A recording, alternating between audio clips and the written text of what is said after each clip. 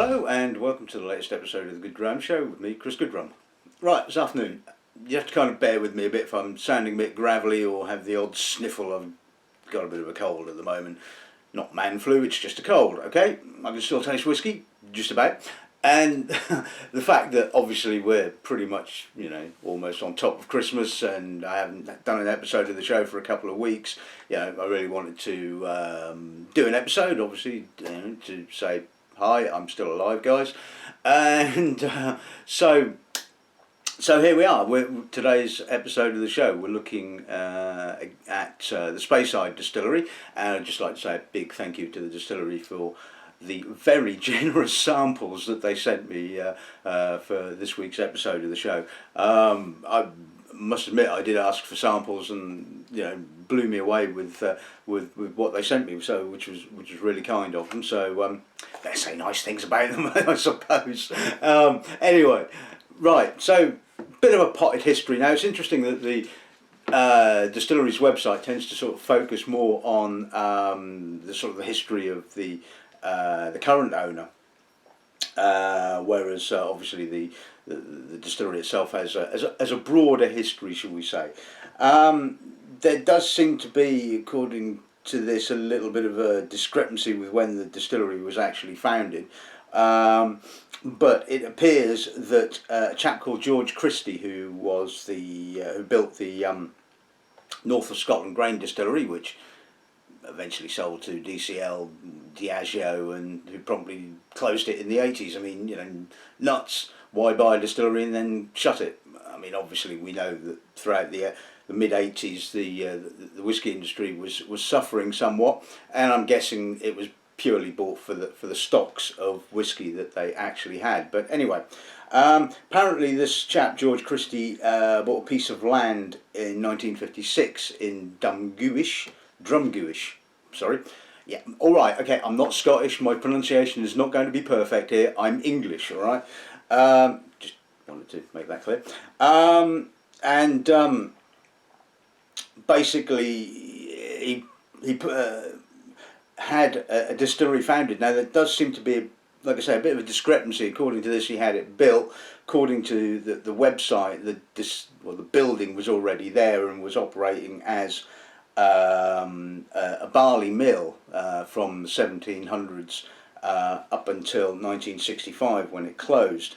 So I'm guessing that he probably bought the land with the mill, I would guess, and converted the distillery or the mill there into a distillery. It took quite a number of years, about 25 years, before the distillery itself was actually completed, which is an inordinate amount of time when you think about it. And it wasn't until 1990 that the distillery actually started producing malt. So technically, I suppose you can say the distillery was founded in 1965. All these dates are sort of somewhat ambiguous, I suppose, at the end of the day. Now, apparently in 1990 there was a chap called John Harvey McDonough, who, now reading between the lines, and I could be wrong in this, launched the brand Spey in Taiwan. So I'm guessing he was probably the Taiwanese or Far Eastern agent of the Speyside Distillery when it started production.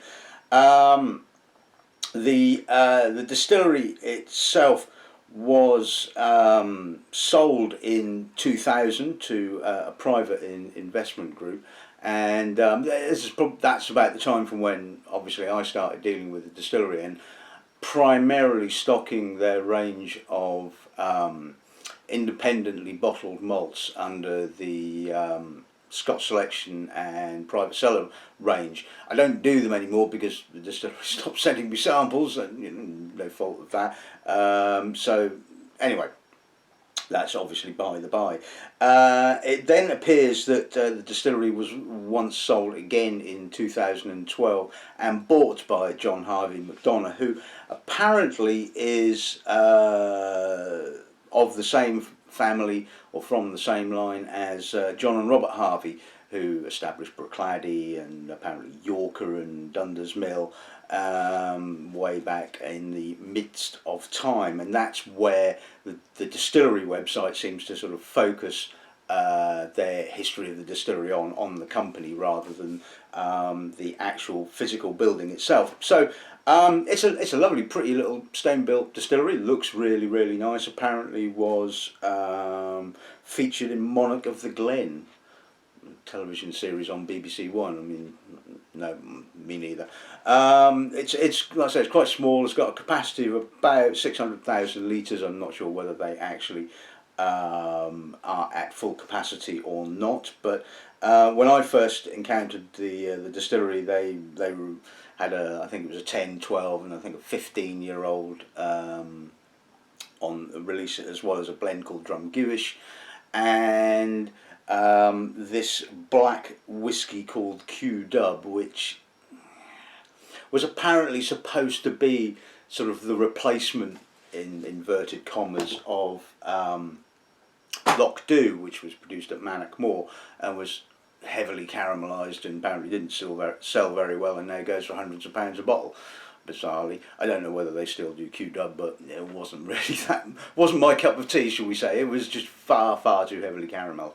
But anyway, that's beside the by. Obviously, since 2012, they have had a complete sort of rethink of the range and a relaunch and all that kind of stuff. So without much further ado, let's have a look at this afternoon's lineup then, shall we?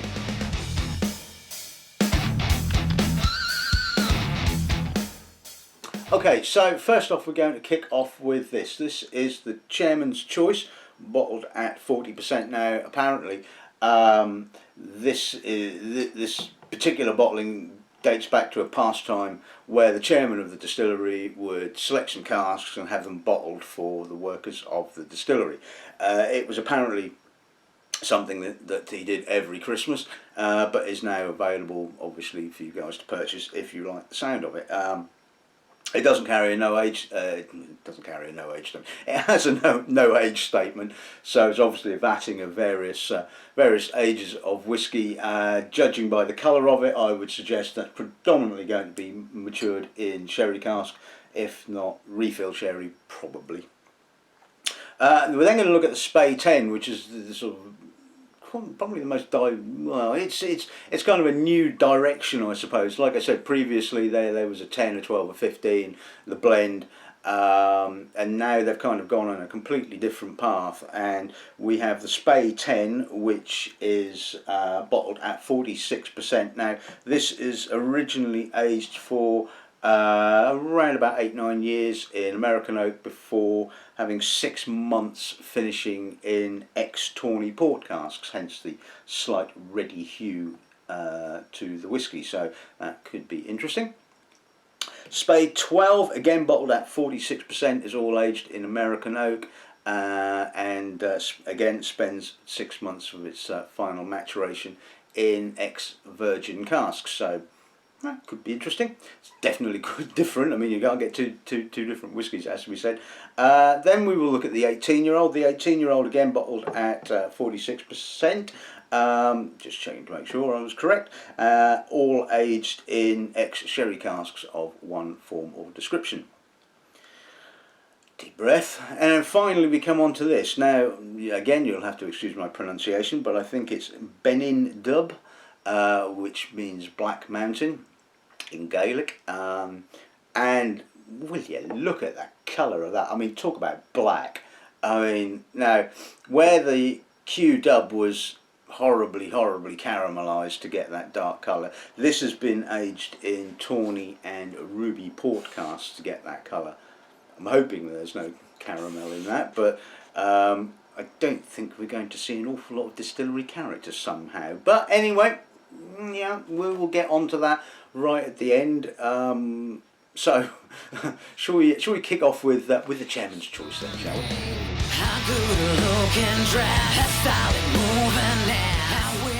Okay, so Mr. Chairman, let's see what your choice is like then. It's soft. It's got a sort of a tart-ish citrus edge to it. Plenty of sherry, that sort of soft. I wouldn't quite go as far as saying homogeneous kind of sherry character, but it is kind of sherry. You know, it's soft, it's slightly toffeed, it's Yeah, it's got that nice citrus note. It's a little balsamic note coming through. Touch of herbs. Yeah, I mean, as sherry whiskies go, it's fairly pleasant. It's, you know, well put together. But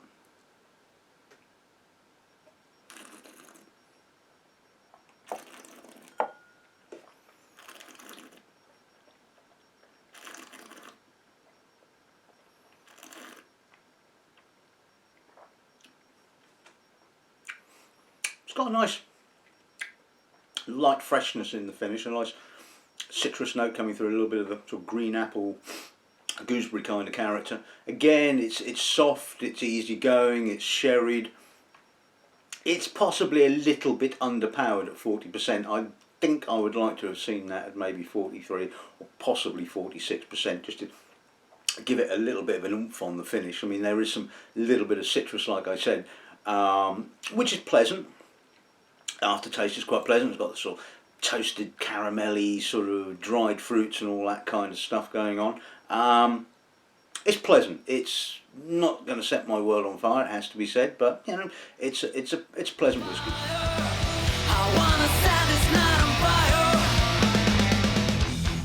Okay, and moving on to the Spey Ten. As you can see from the colour of that, 6 months in port seems to have certainly given it this quite pinky reddy hue. So let's see what the nose gives us then. The port is quite noticeable. It's got that sort of sweet red currant cherry character. It's got a little bit of barley, a little bit of soft fruit. It's kind of a little bit dominated by the port, it has to be said, and it's kind of flattening it all a little bit. I've not been particularly complimentary so far, am I? Ooh, terribly sorry. Yeah, it's got a little bit of soft spice, a little bit of licorice. It's all, you know, is the expression. It's not unpleasant, it's not bad, it's just a bit, palate.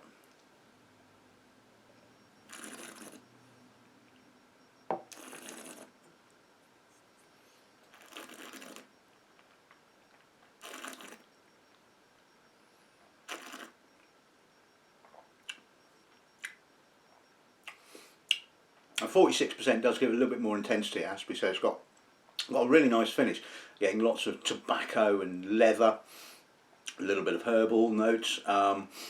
Again, it's kind of dominated by the portwood, dried fruits, cherries, berries, a little bit of spice.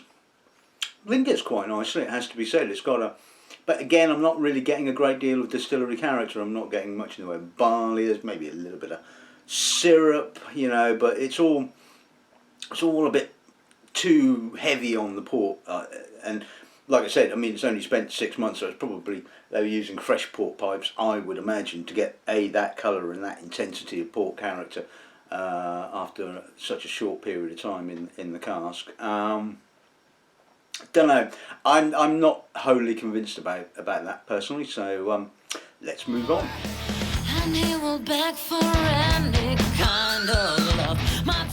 Okay, so on to the Spey 12. Like I said, this is wholly American oak, finished in virgin oak. So let's see what the nose gives us.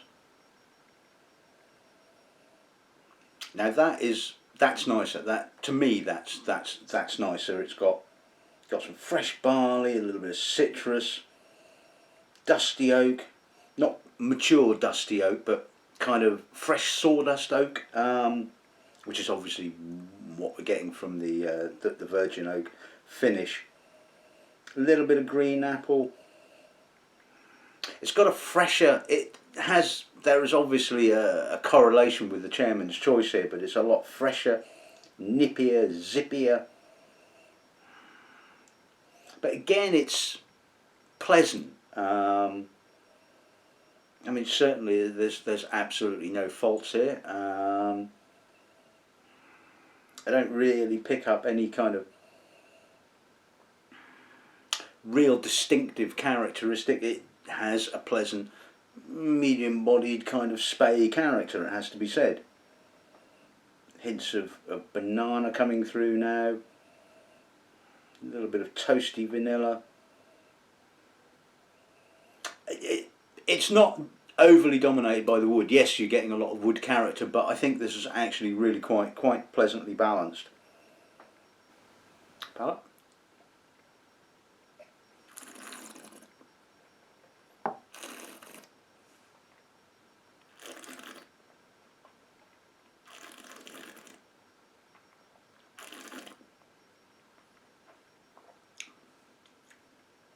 Some nice grip on the finish.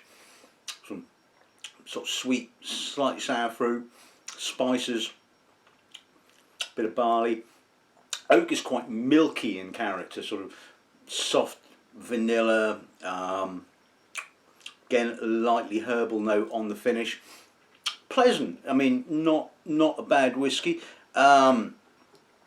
Like I said, not getting a huge amount of defining character, because again it's the oak is not overly dominant, but the oak is providing obviously the bulk of the character. I mean, we know that anyway, but what I'm saying is that sort of the oak is kind of like the focus point of this particular bottling, which is not a bad thing, but again it's okay, it's not bad. Let's move on.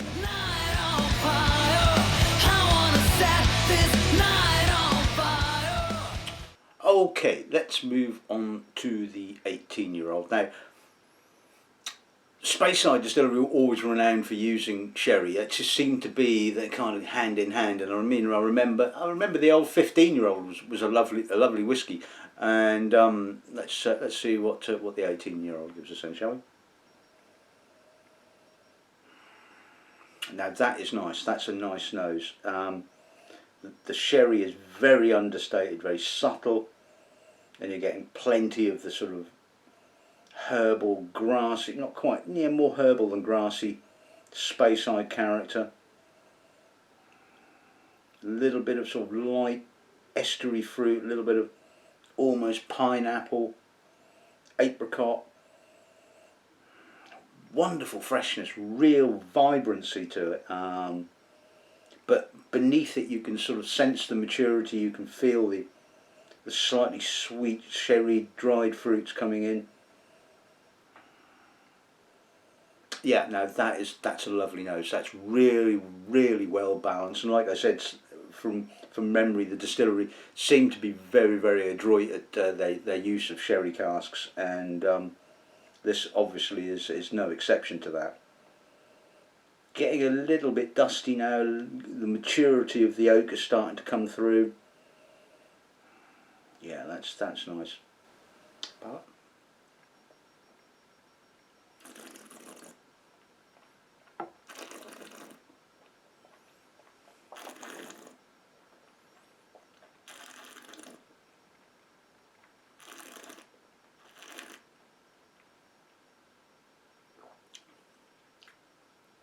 Oh, that finish is gorgeous. Long, dusty, mature, honeyed, punctuated by a little bit of green apple, a little bit of citrus, some soft spice, some gentle nutty sherry, a little bit drying on the finish, on the aftertaste, but a lovely balanced whiskey, very enjoyable, nice amount of maturity, still got some freshness to it, almost kind of got that granity kind of note that I get with Highland whiskies. And you can really feel it tingling on the edges of the tongue. Yeah, very intense, very nice. Yeah, that's a good whiskey.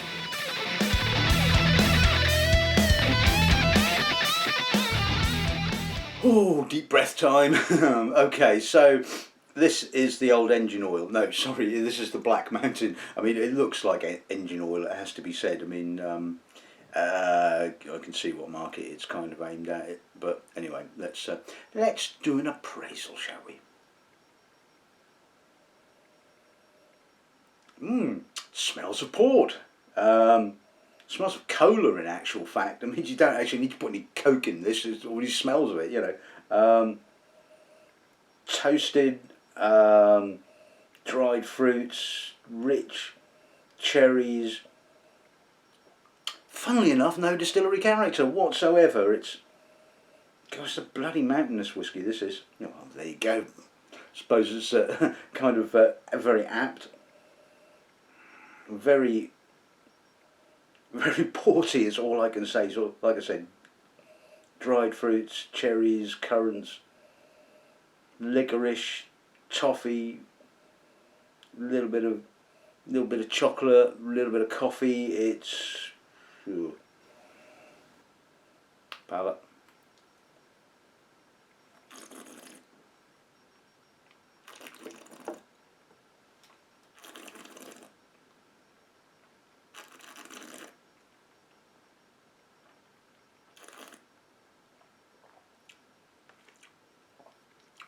Thick, oily, viscous, lots of coffee, bitter chocolate, burnt wood, portwood, dried fruits, plums, damsons, but lots and lots of treacle and that kind of stuff. I think you could tell that from just purely looking at it that what this particular whiskey was going to be like, and you're either going to love it or you're going to hate it. And I wouldn't say I kind of hate it. I'm a purist, as you well know, and this really doesn't suit my palate whatsoever. I wouldn't say it was a travesty, but like the Q-Dubh, which was awful, really, truly awful. It's got its plus points, it's got its merits, it's very clean, there's no off notes, there's no caramel. I certainly don't get any dampening caramel, I don't get any of the bitter caramel.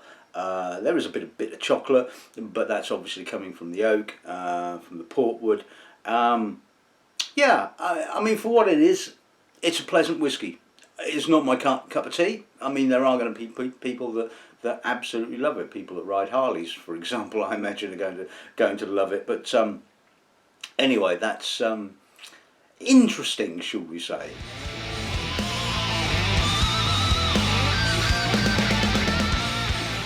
Okay, so let's sum this little tasting up. You probably think that I've been a bit negative about this, and well, okay. 18-year-old absolutely loved it. Great whiskey. I personally, if I was in charge of the distillery, I would kind of drop this kind of portwood finished Spey Ten. I would just go back to what the distillery was renowned for doing, and that was the use of sherry casks. Chairman's choice is all a bit, yeah, okay, pleasant enough, but I'm not really getting particularly excited about that. Spey Ten, just too much port for my personal taste. You may well disagree with me, and this is the wonderful thing about whiskey, and I obviously urge you to give it a try, you know. The 12 was interesting. It had some distillery elements, some pleasant wood character, an interesting experiment. The 18-year-old though was just where it was at. It was just absolutely gorgeous, and you know, I would be looking at maybe sort of, you know, using a bit of American oak, bit of sherry, sort of blending it in, kind of that kind of thing, just to sort of like get that kind of character. But that's just me. That's my personal take on it. And as for the Black Mountain, well, it's got its market, it has to be said. You know, there will be people that absolutely love it, there will be people that hate it. Like I said, that's always one of these kind of things. Nothing wrong with them causing a bit of controversy, is there?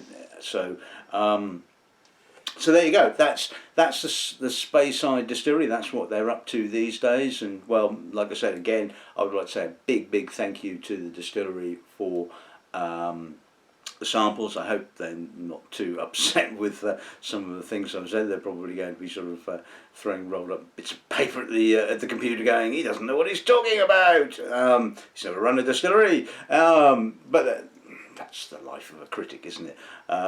Anyway, so I hope you've enjoyed this this week's episode of the show, cold notwithstanding, and the odd sniffle. So I would just like to say good dramming and good afternoon.